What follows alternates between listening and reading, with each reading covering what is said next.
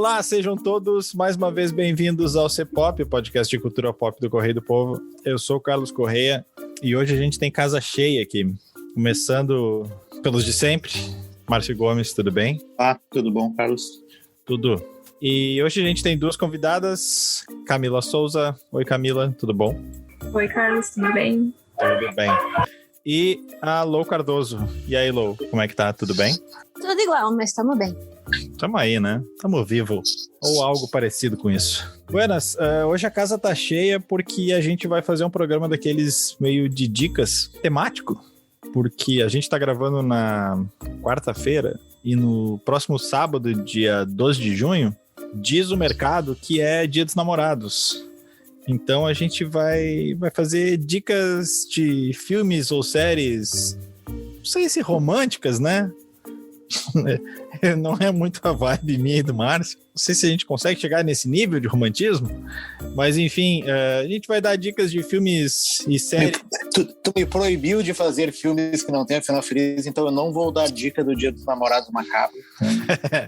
A gente tava combinando assim, qual tipo de filme? Eu disse, cara, desde que o filme seja pelo menos tenha o meu critério foi não vale aquele Blue Valentine, né? Que é uma maior pegadinha que existe. As pessoas vão ver aquele filme achando que ele é um filme romântico. A tragédia do começo ao fim. É um filme pra acabar com relacionamentos. Ou pelo menos com o ideal de relacionamentos. O que ele não deixa de estar certo, mas enfim. Não é o tema, não é a vibe do programa. A vibe do programa é oposta a isso. A gente vai dar dicas de filmes e comédias românticas. Filmes queridos, né? Para assistir aí no Dia dos Namorados. Então, Pedro, pode subir a trilha e vamos nós.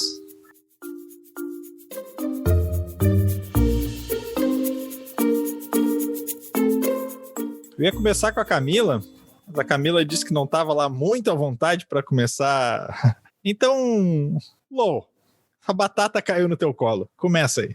Bom, a minha primeira dica é uma série que ela ficou bem famosinha no ano passado, que se chama Normal People, que ela está disponível no Star Play, que é um canal que tem ali dentro do Prime Video. E é uma minissérie que fala sobre um casal que se conhece assim durante a adolescência, na época do colégio, e eles vão se relacionando ao longo da vida, assim, várias fases da vida.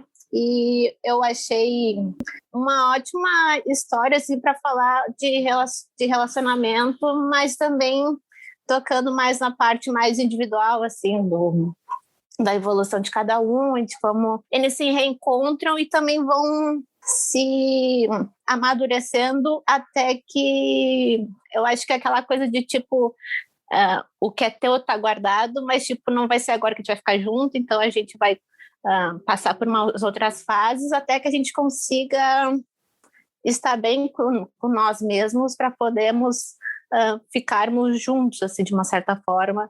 E eu acho legal também porque é uma série que trata meio que desses problemas que a gente carrega conosco e às vezes a gente espera muito que a gente vai resolver isso com outra pessoa, mas não é assim, a gente precisa, eu acho que tratar mais as nossas coisas mais pessoais, para, enfim, conseguir ter um relacionamento assim saudável, legal e, de certa forma, romântica, assim, porque é legal porque a relação entre esses dois jovens, assim, é interessante porque é daqueles tipos de histórias que tem muito diálogo, muita conversa e também muita reflexão, e é legal como os dois, além de gostarem muito um do outro, a gente percebe como eles, de certa forma, se respeitam, assim, até porque essa série, ela também é conhecida, assim, que todo mundo fala da cena de sexo dela, assim, que não é aquela coisa muito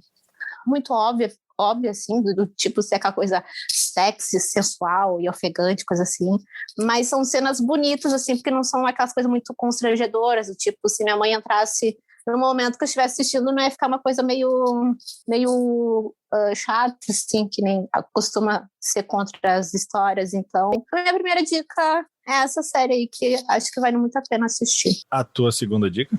Já pode emendar as três de uma vez só, Lou. A minha segunda dica é a série Chipados, que tem ali na Globoplay, que é com a Tata Werneck e o outro ator, agora esqueci o nome.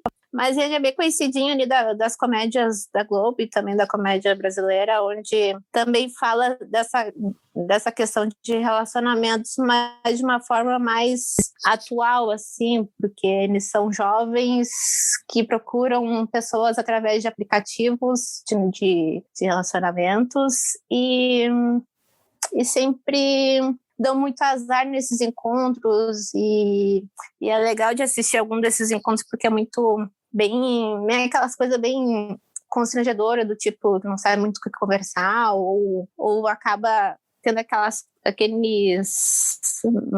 umas ideias para tentar fugir daquele encontro, assim, e é legal porque quando esses dois finalmente se fecham e começam a dar início ao namoro deles, é meio que como o azar no amor tivesse unido eles, então eles têm muita coisa em comum e começam a se conhecer e começar de uma forma diferente como eles estavam acostumados até então a se relacionar com outras pessoas, assim, e tem aquele humor característico da Tata Werneck, de ser uma coisa muito ligeira e de certa forma um pouco mais debochada, assim, e também tem questões da vida pessoal dela, que os dois meio que vão atrás do pai dela, que abandonou ela e a mãe dela quando ela era criança, então meio que eles acabam se unindo mais nessa questão do tipo, vamos enfrentar isso juntos, e também é uma forma de conhecer a sua história, coisa assim,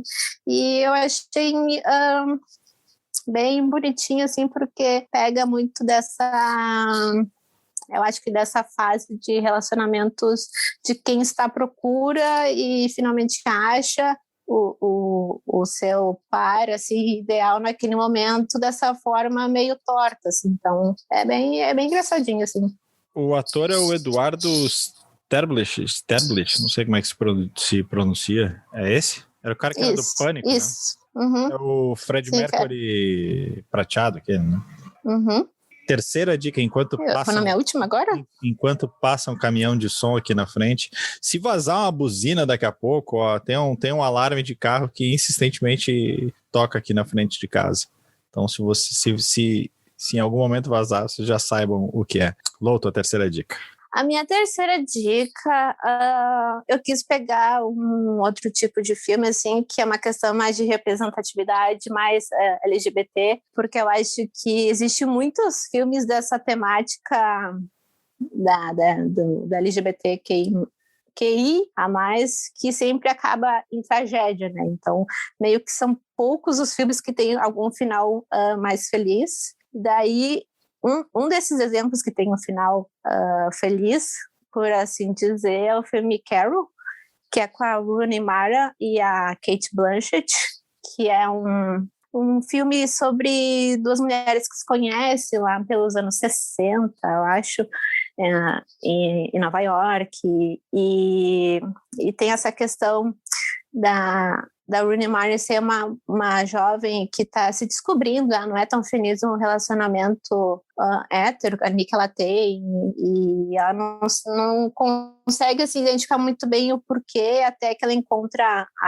propriamente a Carol, que é a Kate, e começa a se apaixonar, assim, aos poucos, e também tem essa questão, né, de ser um filme mais antigo, então a história se passa numa época mais conservadora, assim, e também tem a questão da Carol ser uma mãe que está passando por um divórcio, e também tem aquela questão de briga pela guarda da filha, então são muitas escolhas que ela tem que passar, mas eu acho que o mais importante desse filme é essa questão da escolha dela de ser feliz, porque ela sabe que, de certa forma, a questão ali da família dela é uma coisa que vai ser difícil dela conseguir reverter, então ela prefere escolher um jeito, um caminho mais, por assim dizer, um pouquinho mais fácil, um pouco menos estressante, e também não de desperdiçar, assim, de viver um grande amor de uma forma que não seja tão escondida ou problemática, que normalmente eu acho que essas histórias que a gente vê nos filmes sempre tem essa coisa de se esconder e de viver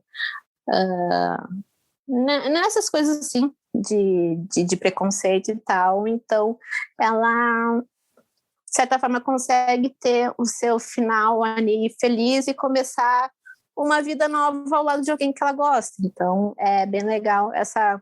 Porque as duas vivem batalhas diferentes, mas, de certa forma, elas conseguem concretizar o amor delas. Então, essa é a minha última dica. Certo. Camila, agora sim é contigo. Então, a minha primeira dica é uma comédia que está na Netflix, é O Plano Imperfeito. Ela tem uma história bem levinha, assim, de acompanhar, não é um roteiro surpreendente, mas é bem interessante, assim, os temas que eles abordam. Conta a história de dois secretários, assim, um deles trabalha, o Charles, ele trabalha para um investidor, e a Harper trabalha para uma jornalista, e eles acabam se encontrando assim no mesmo prédio que eles trabalham, e eles percebem que a vida deles é muito agitada por conta do trabalho, porque os dois chefes trabalham dia e noite, e por eles serem secretários e estarem sempre conectados com a rotina dos chefes, eles acabam não tendo tempo para nada. Então eles acaba desenvolvendo uma relação de amizade. E a Harper tem a ideia de fazer um plano para juntar os dois chefes, para eles se apaixonarem, começarem a namorar, e darem mais um tempo para os funcionários deles terem mais liberdade na rotina. E o filme todo conta essa história deles tentando planejar esse encontro dos dois, e acaba dando certo, os chefes deles se encontram, mas não foca nisso. A história não é focada no relacionamento dos chefes deles, é focada na relação que se desenvolve desses dois funcionários. E o filme aborda também temas como a crise de identidade ou o medo de começar uma carreira, porque essa secretária, ela trabalha para uma jornalista, ela quer ser jornalista também, mas ela se sente muita insegurança, muito medo de começar a carreira, tanto que ela passa o filme todo tentando escrever um artigo e ela não começa nunca porque ela tem muito medo. Então, ele aborda questões assim, da rotina, da vida, numa forma geral, e tem aquele clichê de sempre de toda comédia romântica. É bem divertido assim, de assistir. E a minha segunda dica é A 5 Passos de Você. Tá no Amazon Prime. Ele é meio na vibe do A Culpa é das Estrelas, eu nunca assisti, mas pelo pouco que eu sei da história, eu sei que é o mesmo tema, assim.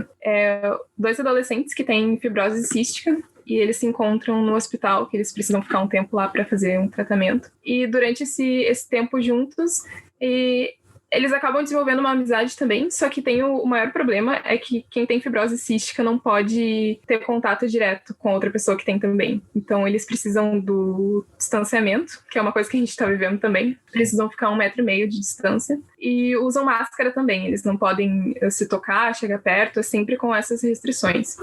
E como eles acabam se apaixonando, isso acaba sendo uma dificuldade para eles, porque eles nunca podem ficar juntos.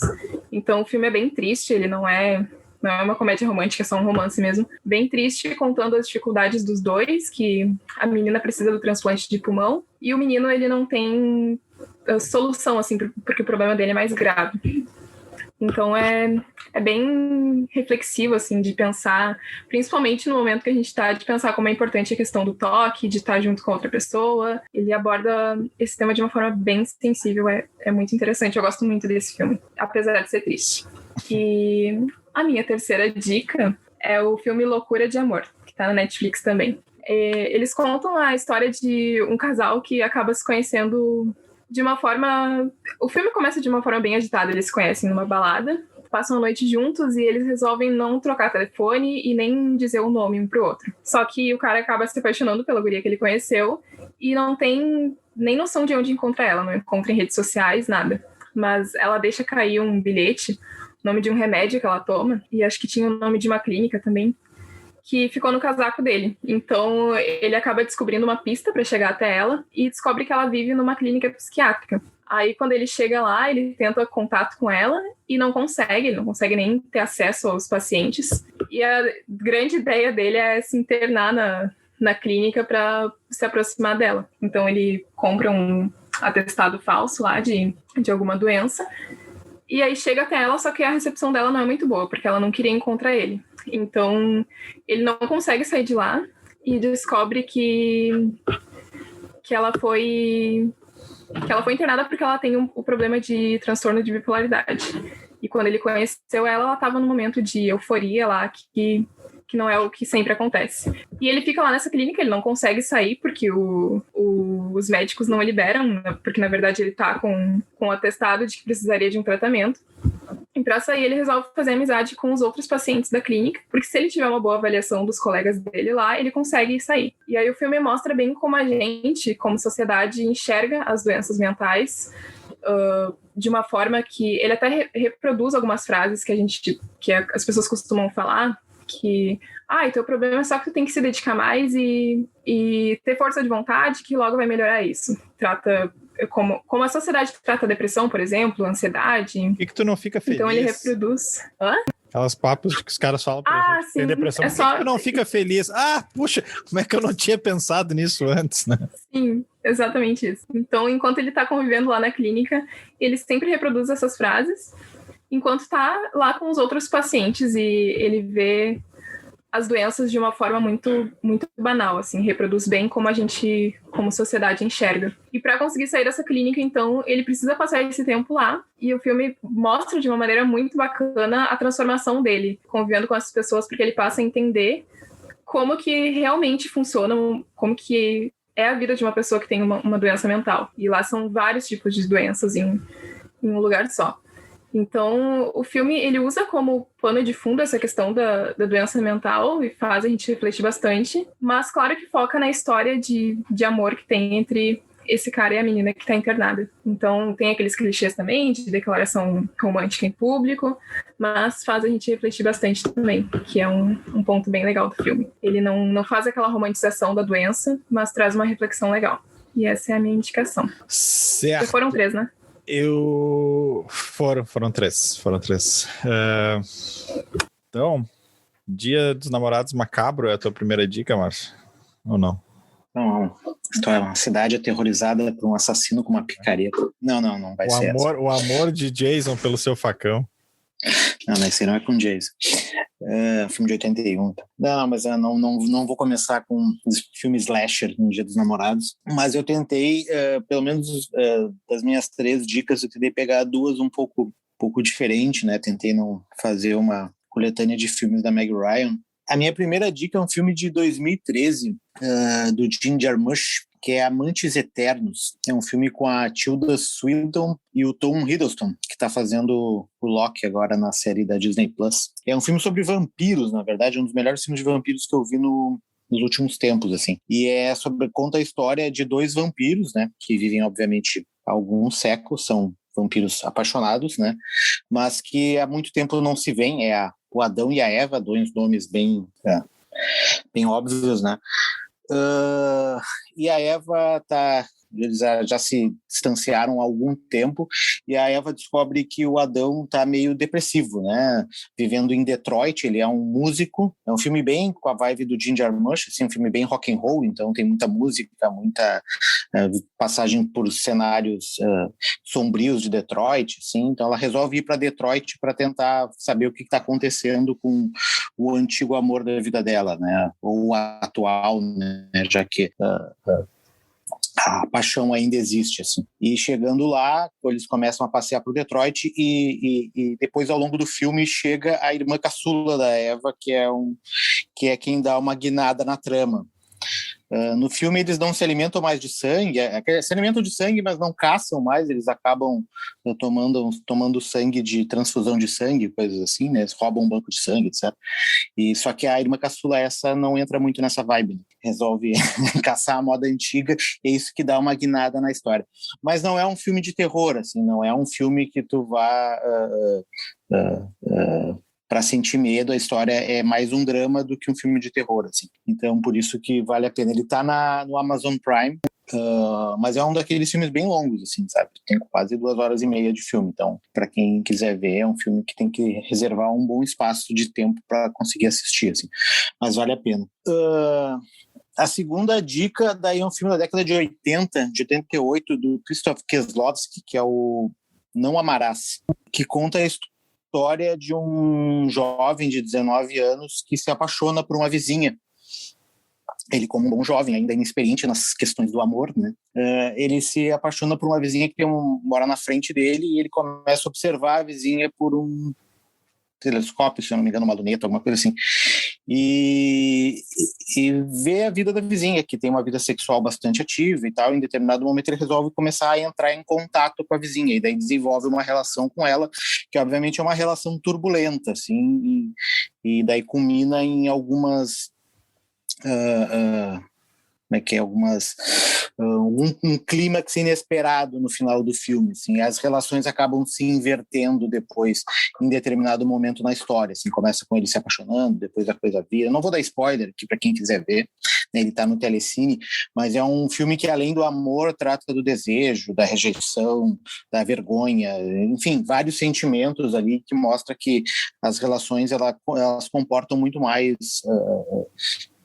muitas outras questões além do amor incondicional e tal. Então é um filme bem mais adulto, bem mais maduro, que levanta várias outras questões. Isso tudo na Polônia ainda no final do comunismo ali, né? Final dos anos 80, acho que é 1988, filme 89, por aí. E o meu último filme, aí é um filme um pouco mais tradicional, assim, de uma comédia romântica, assim, né? Que é Casal Improvável. Acho que é um filme de 2019, ou 2018, do Seth Rogen e da Charlize Theron, que está no Amazon Prime. A Charlize Theron interpreta uma secretária de Estado norte-americana que está para se lançar na carreira como candidata a presidente dos Estados Unidos, e o Seth Rogen é um jornalista de um jornal pequeno, mais alternativo, e que é comprado por um político conservador, por um empresário conservador. E ele acaba se demitindo. Ele e a Charlize Theron tiveram alguma relação na infância ali, ela tinha sido babá dele, daí tem uma cena meio constrangedora entre os dois ali, e eles acabam se reencontrando e ela contrata ele para ser escritor dos discursos dela. Só que os dois não casam muito bem assim na relação, porque a Charlize Theron é uma secretária imponente, candidata, e o Seth Rogen é um jornalista desleixado, que usa moletom em casa, fuma maconha, enfim, o papel de Seth Rogen que ele sempre faz nos filmes dele. Qual filme que o Seth Rogen não fuma maconha?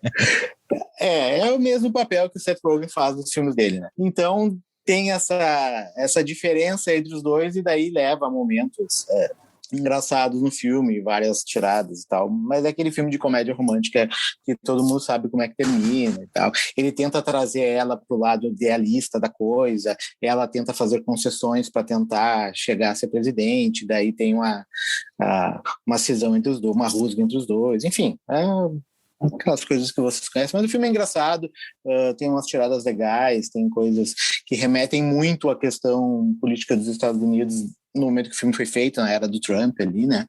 Então vale a pena dar uma conferida. Em inglês, o nome do filme tá em inglês no coisinha da Amazon ali, é Long Shot o nome dele, mas em português é Casal Improvável. Então essas são as minhas 3 dicas aí. Essa busca da Amazon também é complicadinha, né? Terrível. Agora que vai entrar o HBO Max, se o HBO Max não for pior que o HBO Go, que não é muito difícil, provavelmente o cargo de pior interface vai ficar com a Amazon, né? Se bem que o Globoplay também é complicado, né? Mas enfim, estamos tergiversando. Cara, ouvindo as dicas de vocês, eu tô até constrangido o quão clichê eu fui nas minhas. Mas enfim, cara, tá muito em cima da hora para eu mudar. Mas pelo menos são todos os filmes que eu realmente adoro, então vou defender eles com carinho. Primeiro, que mais clichê impossível, mas também melhor impossível também, é Harry e Sally, filme lá de 89, com o Billy Crystal e a Meg Ryan. Por isso que eu falei pro Marcos deixar a Meg Ryan, porque com certeza ela ia aparecer aqui. É um filme... Ele é mais comédia que romance, na verdade, mas acho que ele é...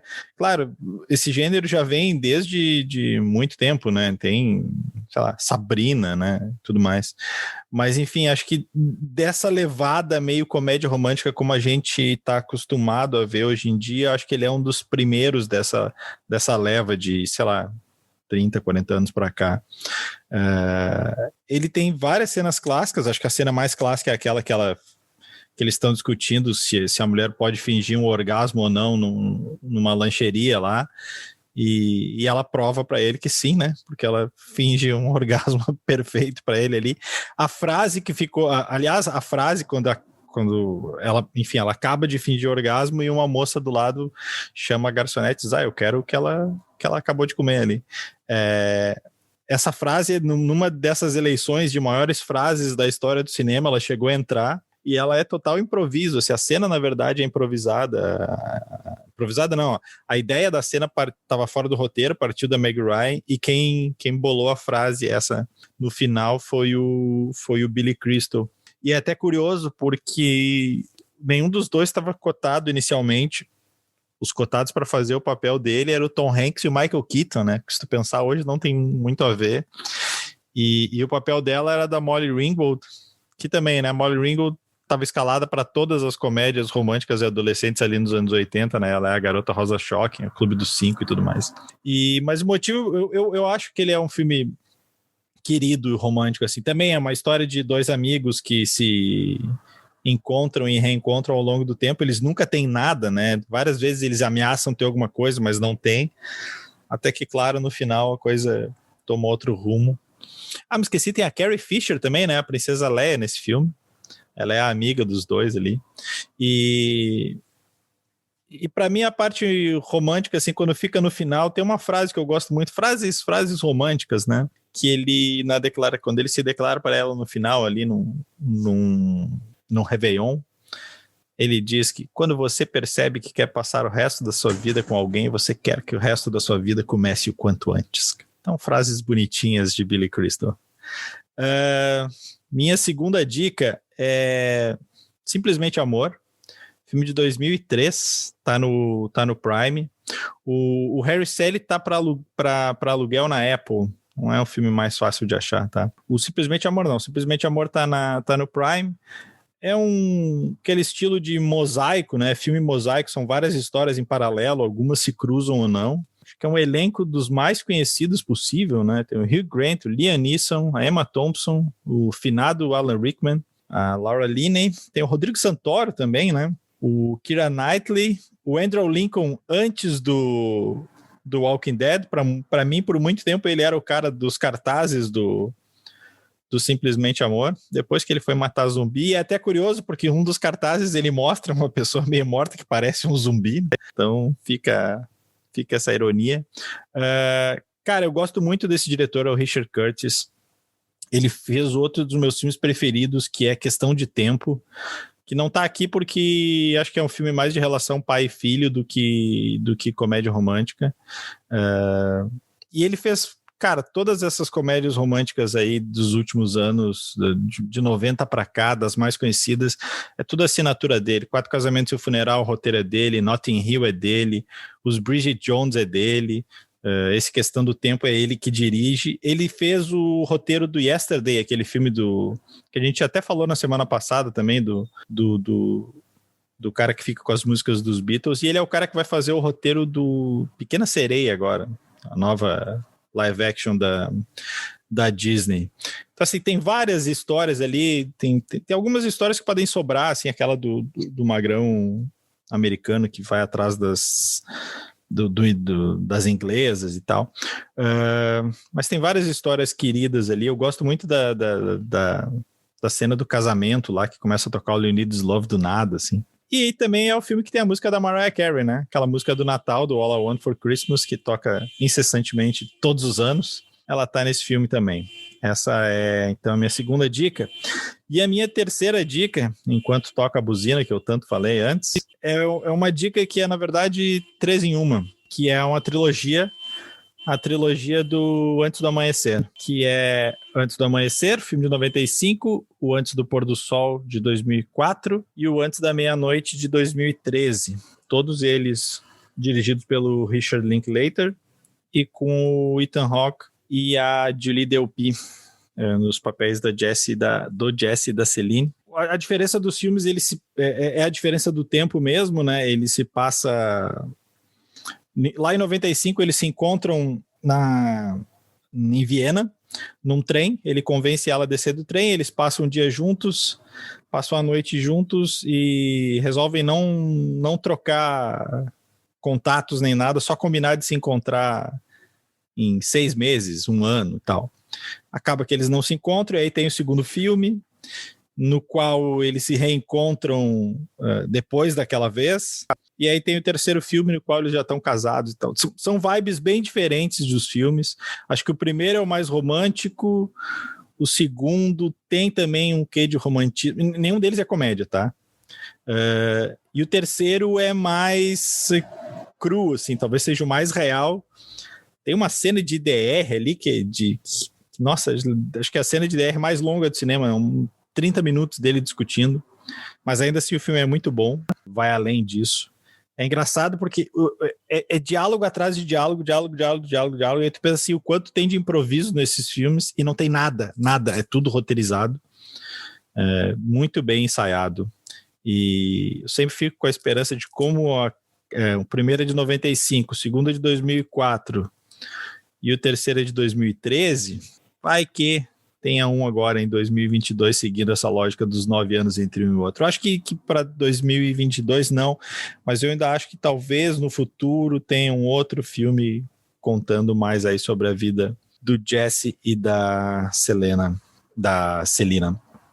que além de tudo tem uma trilha sonora sensacional. O segundo encerra com Nina Simone, das melhores cenas, quando ela deixa claro para ele que ele vai perder o voo dele, né? You're gonna miss that plane.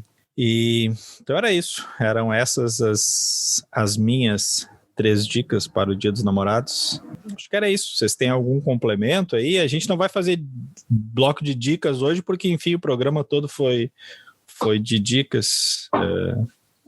Então era isso. Márcio levantou o dedo ali. Tem 2 minutos ainda. Não, só desbloqueei meu microfone, só porque o Carlos comentou a questão dos alarmes dos carros, e antes de começar o programa eu tinha falado de um filme do Tim Robbins, em que ele sai destruindo carros que tocam alarmes à noite na cidade. Quando eu descobri o nome do filme, que é Passando dos Limites, é um filme dele de 2007. Uma dica extra aí. Passando dos Limites. Tá essa senhora que não desliga o alarme se ela vai entrar toda hora no carro. Mas enfim. Eu não vou dar. Não é dica de nada, porque a gente não sabe o que vai acontecer. Mas é só para meu lado gamer. Essa semana é a semana da E3, que é a semana onde todos os principais jogos do ano são lançados. Então, a partir da quinta-feira, o programa deve sair na quinta ou sexta, mas igual, as maiores conferências são no final de semana. E sábado, domingo é da Microsoft, segunda ou terça é da Nintendo. Márcio, vão lançar um Switch novo aí, tu que talvez tenha que aceitar pedidos em casa aí. Vai ser upgrade, não, vai segurar um pouco mais. Mas enfim. Tem que dar um tempo, né? Então tá. Tá no YouTube aí, as conferências são todas transmitidas ao vivo, só da E3 aí e atrás. Agradecer a Camila, agradecer a Lou, voltem sempre. A gente vai ficando por aqui. Um abraço e tchau.